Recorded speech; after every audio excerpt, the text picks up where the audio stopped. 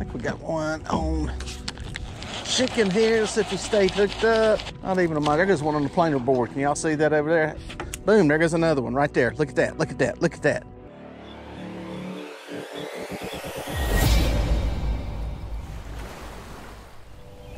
All right, guys, getting some baits in the water. I've got a little selection of stuff here. I've got 2 live baits out on planer boards. Then I'm gonna put out another piece of cut bait and then put out some chicken on the red rods. So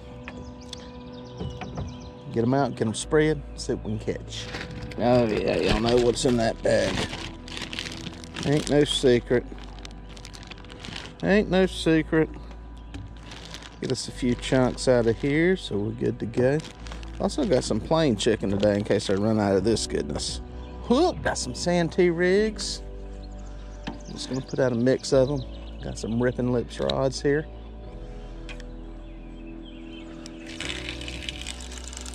We're gonna see what we can get into. All right, guys, got one eating.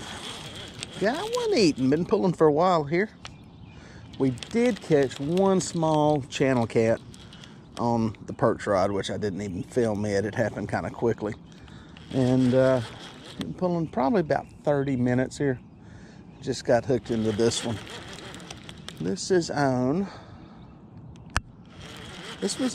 a, see if I got my rod combos right. Yeah, this was on the head off of a warmouth, believe it or not. Warmouth is not one of my favorite baits, but had some in the tank and decided to put one out. And that's what this is, cut bait. Woo. Get on, let me get around this rod here. So yeah, nice quiet morning. Had one boat come by, just had another one pull in. I think they're catching some bait. Oh, I think I'm still in this line. Oh well, is what it is. Caught a couple of perch. So, beautiful morning. Oop, I'm in 2 lines. We're gonna have to reset a bunch of stuff. Whoa, Jack. Whoa, Jack, how big are you, sucker? Ooh, get out of the motor, get out of the motor. Is this gonna turn into an edible fish? No, he's not an edible. I can bugger grip him. Yep. I think he's just got a lot of lines around him.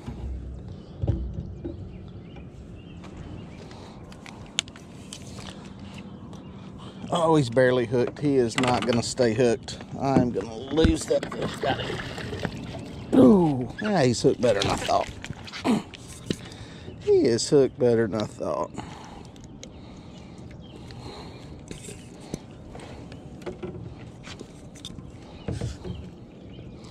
Get all the mess off of him here. Simmer. There we go. Stop it. Boom, got him in the boat. Let's get away. About 13 pounds. Good fish, long body. Nice one. Happy to have him. Happy to have him for the freak show. No real spawning activity. Looks like a female. Doesn't look bit up or anything. Maybe there's some hope back here. Get it back in the water. Guys, I was just sitting there dealing with the mess on that rod, and I think I got a catfish on this perch rod. Oh yeah, you know it. You know it.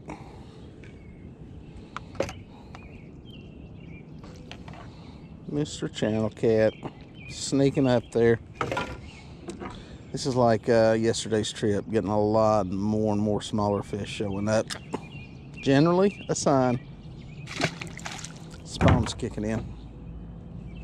But you know what? We're fishing either way. All right, there you go, guys. That's a decent fish in the boat. Came on a warmouth head. I'm not a big fan of warmouth for bait.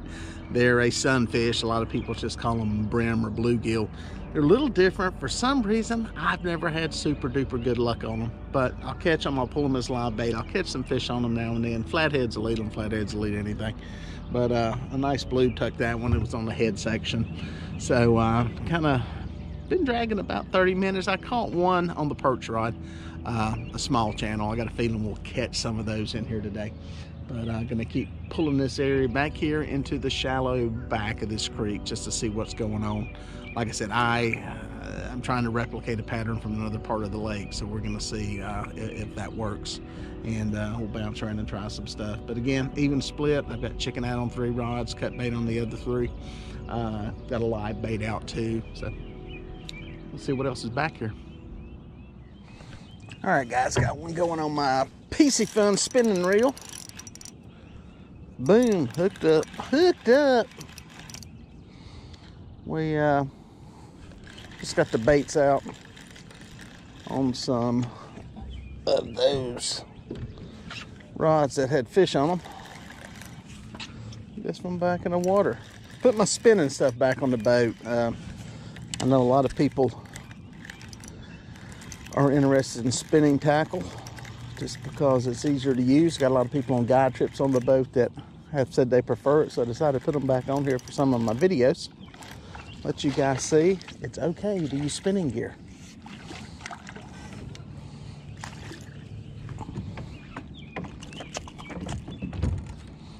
Bada bing. Mr. Channel Cat. Mr. Channel Cat. He came on a piece of chicken. One of our chicken baits. Catching them. All right, there's another one. That one was on chicken. That was on one of the PC Fun spinning rods. I've got those links to those rods. If you go to my website, melhornfishing.com, there's a link to the PC Fun products on there. Go on there, click on that link, check them out if you're interested in getting some of them. Good reels, good affordable stuff. I've got some of the chaos on here too. I'll also put some links down in the description if you're interested in them.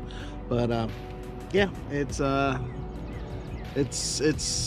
fairly consistent bite. No super big fish. I'm not really expecting a lot of big fish. I'm expecting a lot of smaller fish. But with that in mind, I'm thinking there may be some bigger fish hidden amongst all these fish. So we're gonna drag some baits and try to catch them.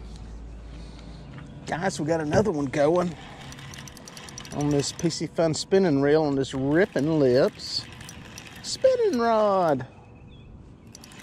I like their spinning rod. This Ripping Lips spinning rod's a medium action. I like it. I'd want something a little bit lighter, especially fishing reservoirs and small rivers. This is a great rod, great combo. This is the Viper X reel. The other one I got is a Carnivore. Carnivore's got a bait feeder. It's almost like a clicker on it. Little channel cat flailing around. I think I can lift him. Damn.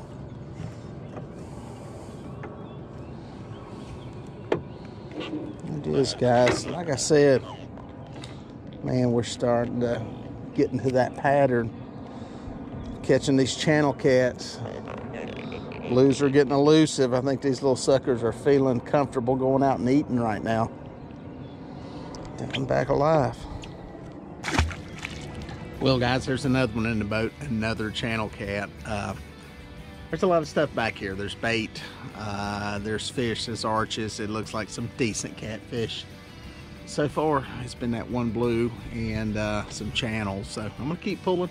It's getting shallower and shallower. We're in about 10 feet of water. There's a lot of bait back here, a lot of stuff suspended. It looks like some thread fin, some gizzard shad, even some white perch. So I'm just gonna keep dragging. Kind of makes a little turn back here. Who knows? We'll see what happens. You never know. The trip the other day, the biggest fish of the day I caught was near the back where my planer boards were starting to hit docks. So sometimes you get in the back of these places and that's where the eating fish are. So with the spawn going on, generally on these lakes we see more and more channel cats getting caught, especially smaller ones. But all catfish don't spawn at the same time. So that's what I'm looking for, the ones that aren't spawning. I think we got one on chicken here. Let's see if he stayed hooked up. Yep, there he is. There he is. Easy. He got over into another line. It's all right. We'll deal with that. was sitting up at the front of the boat, hit it like a freight train, and it went slack. Usually that just means they tuck off. Oh man, I think he's in a couple lines. He's gonna make a mess. Easy. Not even a mile. There goes one on the planer board. Can y'all see that over there? Planer board is going. That rod is lit up. Boom. We doubled up. Double. Look at that rod go. Look at that. Look at that. Look at that planer. My bogo while I'm over here. Boom, there goes another one right there. Look at that. Look at that. Look at that. That is not the same rod this fish is tangled up in. Let's get a mess. We got a mess here, boys. We got us a mess. We got triples. Tripled up. This don't happen often this time of the year.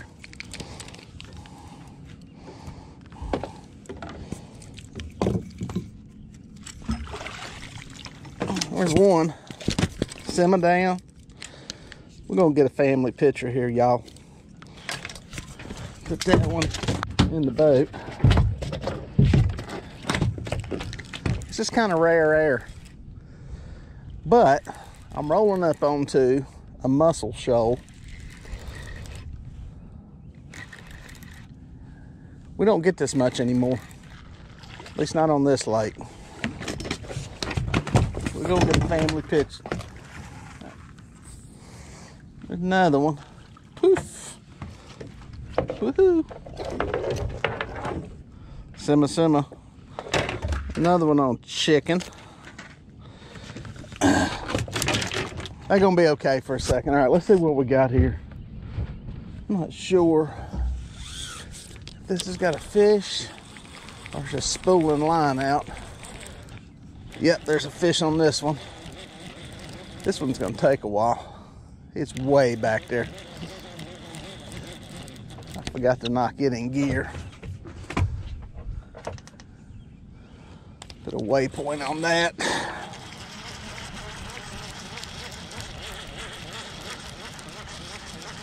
It's coming at the boat now. Man, I let a lot of line off. Still got one on that planer. I don't think any of these are giants, but to get this many fish going at one time is pretty dang cool.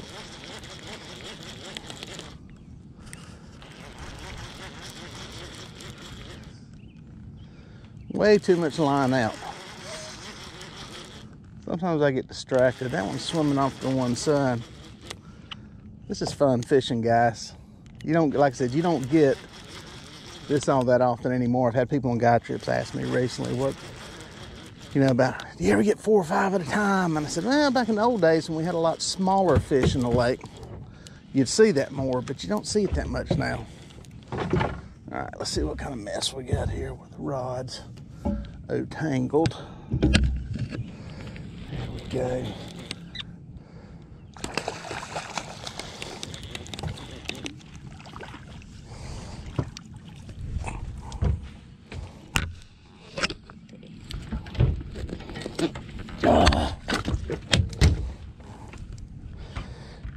All right, that's 3 in the boat.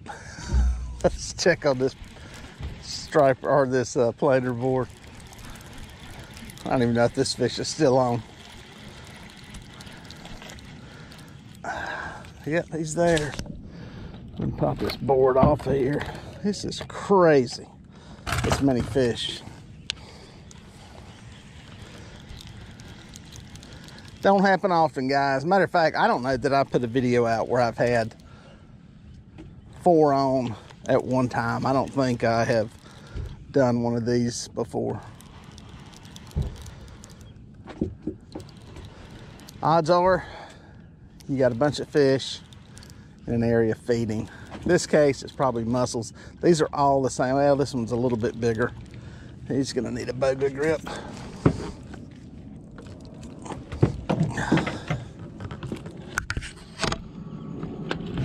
Oh, boom.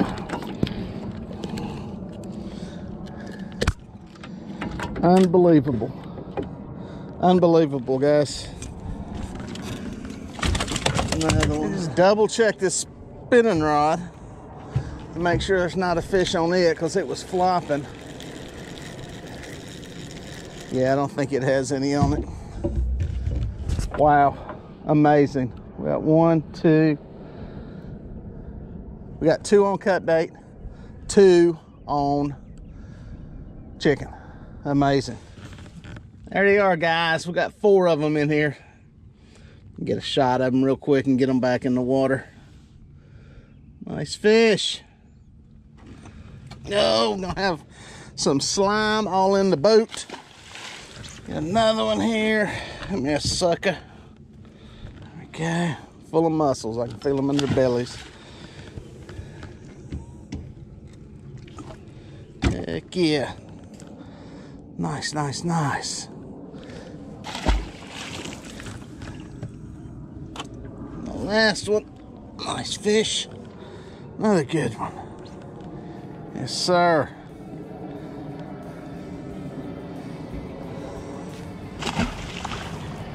Well, folks, I'm going to tell you, that don't happen too often anymore. Like I was saying earlier, I get people on guide trips that ask me, do you ever have 2 or 3 rods go off at once? And it used to happen a lot more often when we had smaller fish. But now that we're kind of in this mid-range of fish, you don't see it happen too often. So that's really cool. I got 4 rods laying here around the boat. I got to rebait. I'm probably going to go back and reset and drag back through there.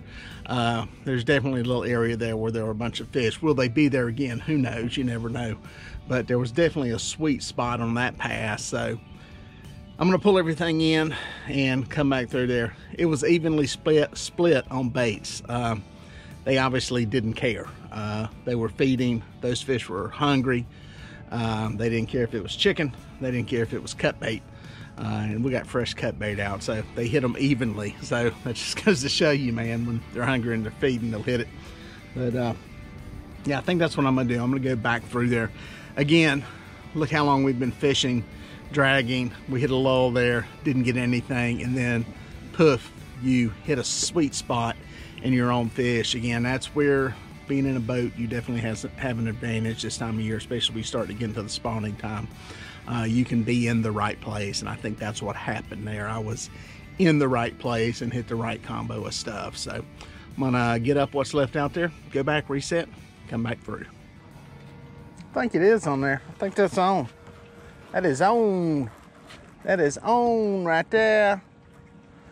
Got one on the planer board. That is a cut bait. Not sure what bait we got on there. It's a piece of perch. I don't know if that was the head or a fillet. We're hooked up. After we had that flurry of fish, went back across there, and did it come off, or is it coming at the boat? Can't tell what we got here.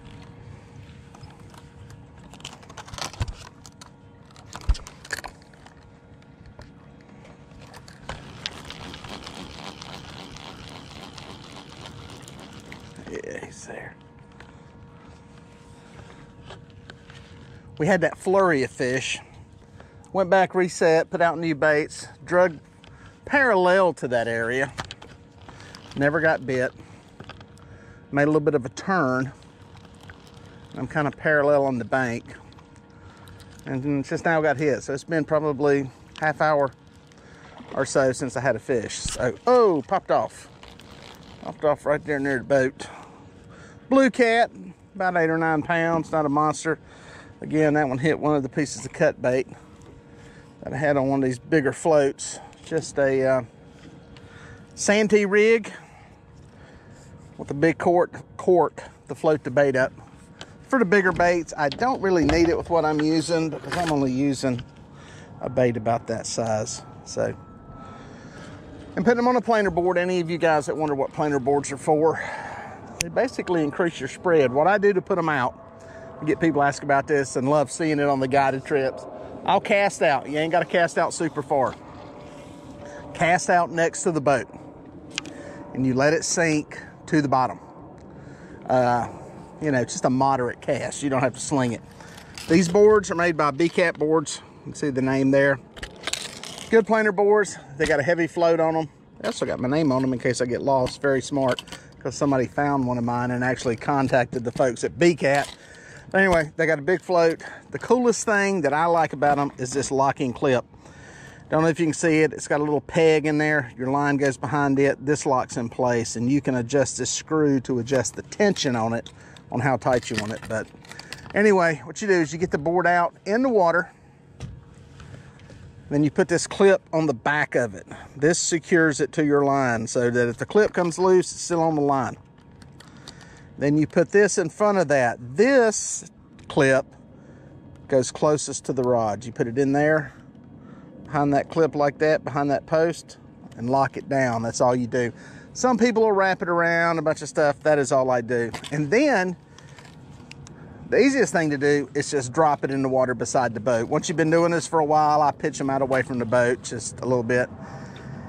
And then you let them run out as far as you want them to go. Now what'll happen is right now there's a bunch of slack line. If you see the planer board out there, it's just kind of going back. If I knock this into gear and the line gets tight, it starts pulling that board. It tips it out, makes the tip go out. That gets water, creates drag, and makes it go away from the boat. So you can fish a pair of them. You can fish 3 pairs of them. It all depends how much you want to do, how many you want to put out. Increases your spread, you cover more water, and it helps you avoid getting tangled up when you're drifting and dragging a bunch of lines. You don't have to use them, but they are just another tool that we use kind of when you get to a little more graduate level drifting and trolling for fish. And I will say this, I use the BCAT boards, I love them. There's several other boards I've used and I like. The Bear boards that you've seen in some of the videos, they work great. These, it seems like there's something with the float that provides more resistance. And I think that helps me on my style of fishing with circle hooks, getting hooked up. So again, it depends. A lot of these different boards, you may have to try a few pairs to see what you really, really like. Part of it is the way you fish, how fast you troll, how big a weight you're dragging. Are you dragging sand-T rigs? Are you putting suspended baits out? There's a lot of variables that come into play. So you may have to play around with some different ones. I haven't seen any really, really bad ones. The only ones I would say to avoid are the small ones. When you get into some of the small ones that are really designed for like gizzard shad, for live baiting stripers, they're not gonna work as good if you're trying to use dragging some of the heavier baits, sand-T rigs, that type thing. Guys, I just heard one sucking some line off of the spinning reel. Almost to the end of my drag here. It's up on top of the water back there. It's usually a good sign when a fish goes to the top of the water. Generally, it's a better fish. This is on a piece of chicken. We got the ripping lip spinning rod. And the Piecey Fun spinning reel. It's a Viper X. 30-pound line, Andy line, monofilament. Let's see if he's over that line. About midday, I'm about to the end of my run here. Hooked into what appears to be decent fish. Long drag here without a bite.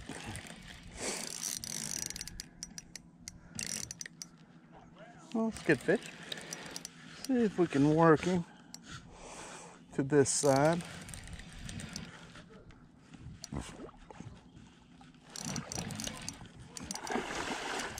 Easy, easy, easy. There we go. Whoa. There we go.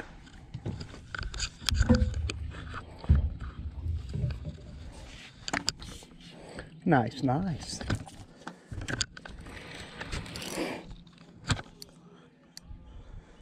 Slow down my boat speed a little bit.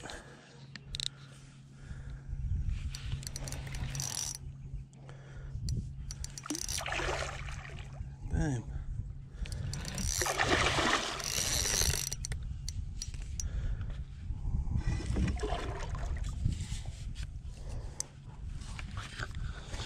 That's a good fish. That's a nice fish.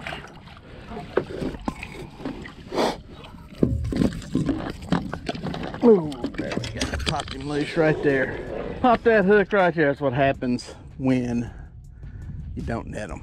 But anyway, he's gone. That's a good fish. That was one in the mid-20s. A nice fish. Good way to end the day. Again, covering water, just trying to find fish. And if you're in a boat, you've got the ability to do that trolling. If you're going to do it anchored, you need to be, you know, stick it, cast, pray, get moving.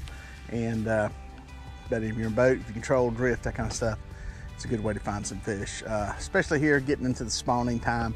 We haven't caught any males. The males have disappeared here in the past week. It's just down to females now.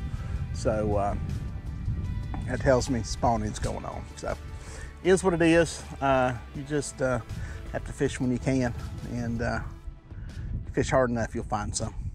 Well, folks, if you made it this far, thank you for watching. Here are a couple more videos that I think you're gonna like. I'd watch that one, and then that one. No, do that one first, and then that one. I don't know. Just watch them both. They're both good.